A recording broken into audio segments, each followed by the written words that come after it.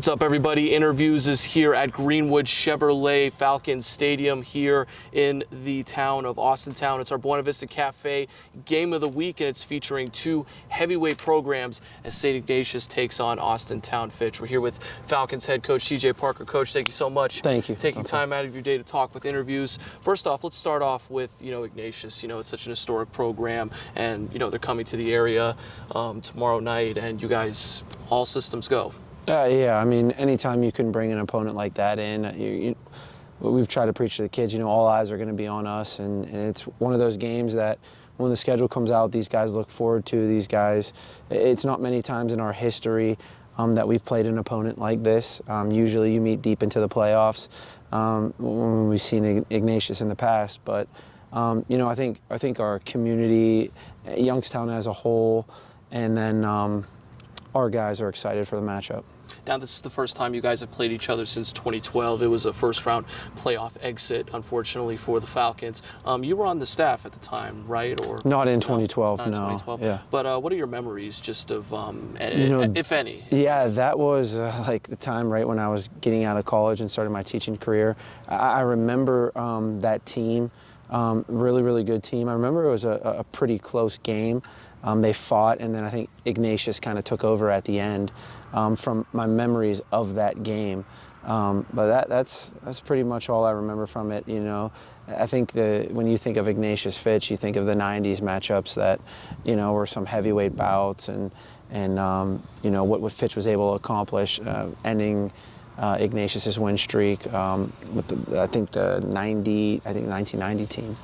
So that's kind of what the history of Austintown Fitch football is built on. That game between Fitch and Ignatius. Now, when I was talking to Coach Frasinger, he was bringing up those same things, those great '90s matchups.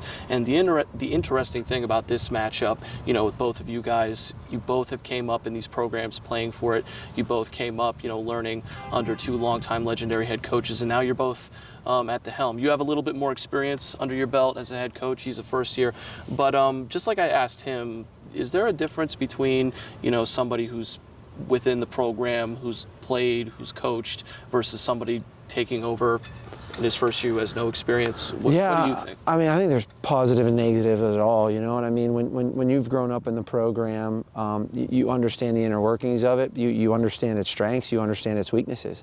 But you're heavily tied and heavily invested, not only in the program but in the community, as coaches across the way. And that, like I said, it has its positives and negatives, really, when you're coming in from an outsider and kind of doing it your way and seeing and uncovering those yourself and maybe turning some positives into negatives and vice versa.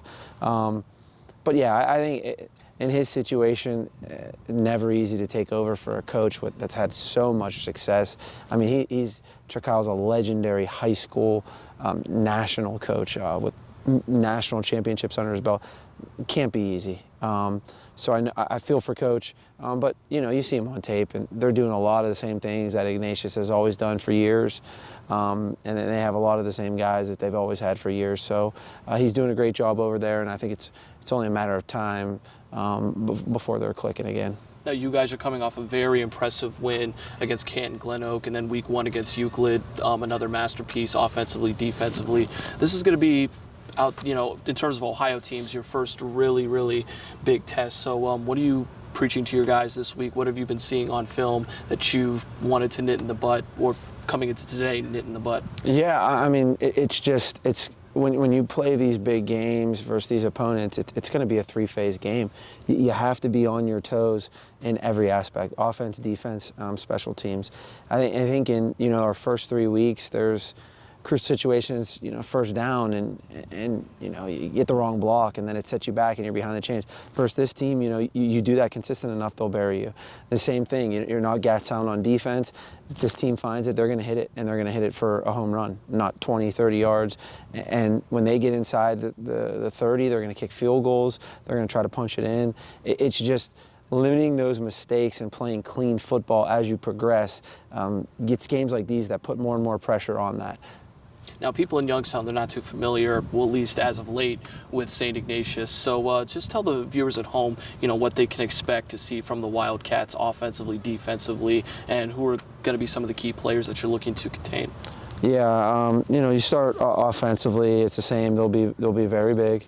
They have, I want to say, like, outside of their running backs, every player they have on their roster is over 6 foot on starting offense. They have long, lanky receivers, who get the job done. They want to go downfield, they want to run crossers in the middle, and they have 2 very good running backs. And you think of St. Ignatius, you think of a pro-style offense, and they're just really, really good at what they do because a lot of times they're just better than you across the way. So we got to create opportunities. We got to use our speed on the defensive side of the ball and limit their big plays. You flip it on the other side. Defensively, they're stout. They're big across the board. They're going to go 6'3" plus in the box. That range from 200 to 240. And then they got sound guys in the secondary who know the system, who know where they're supposed to be, and limit your opportunities. I think they're going to make you drive it. They have tough kids who are going to come and tackle you. And as I mentioned earlier, when you think of a 3-phase team, they have one heck of a kicker, and their special teams are very, very good.